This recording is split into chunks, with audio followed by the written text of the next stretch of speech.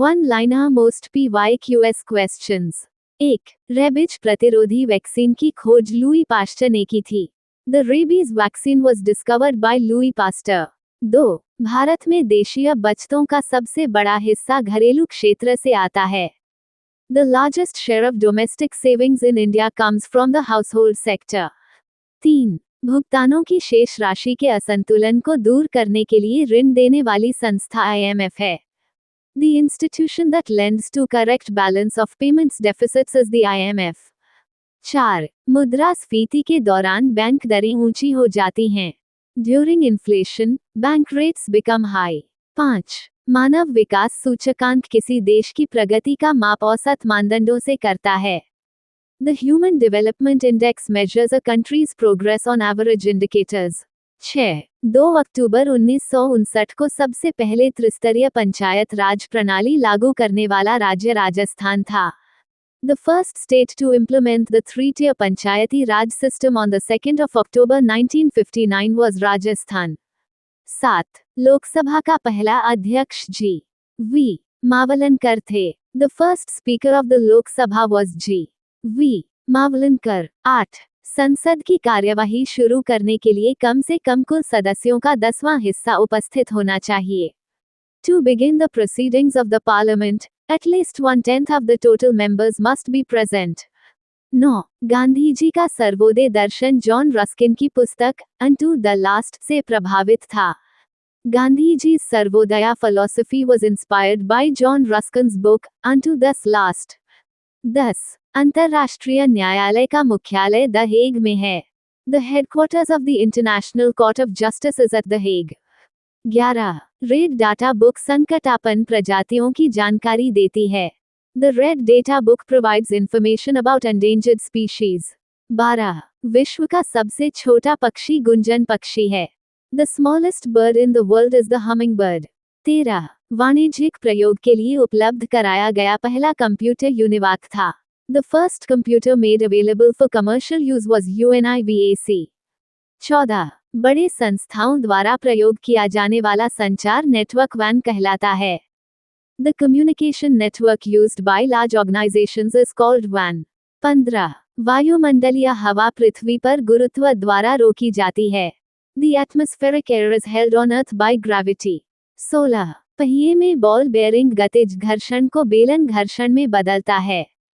Ball bearings in wheels change sliding friction into rolling friction. 17. श्वेत फुफ्फुस रोग प्रायः कीटनाशक उद्योग के कर्मचारियों में पाया जाता है। White lung disease is commonly found in pesticide industry workers.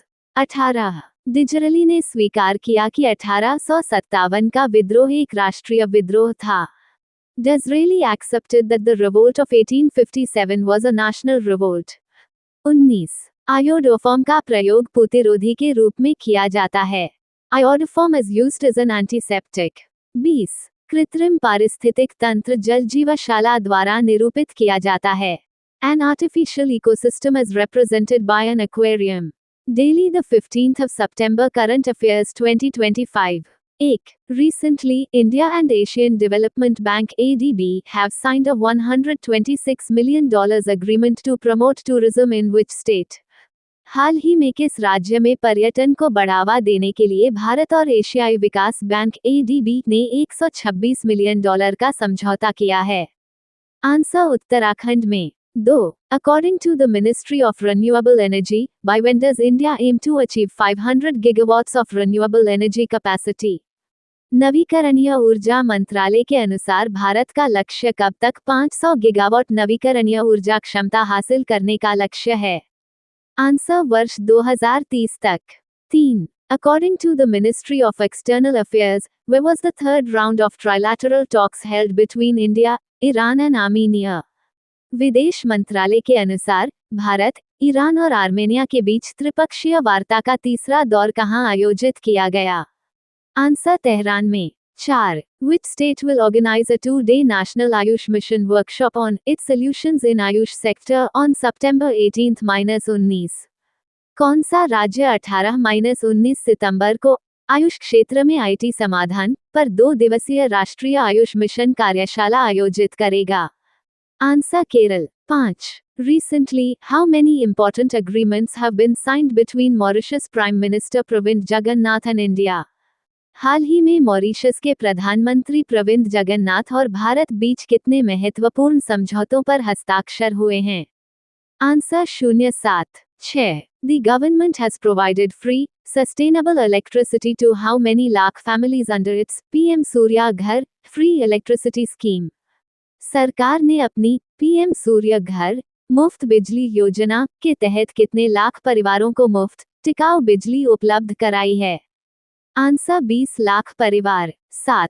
Recently, which country has successfully launched its new spy satellite, OFEK-19? हाल ही में किस देश ने अपना नया जासूसी सैटेलाइट OFEK-19 सफलतापूर्वक लॉन्च किया है?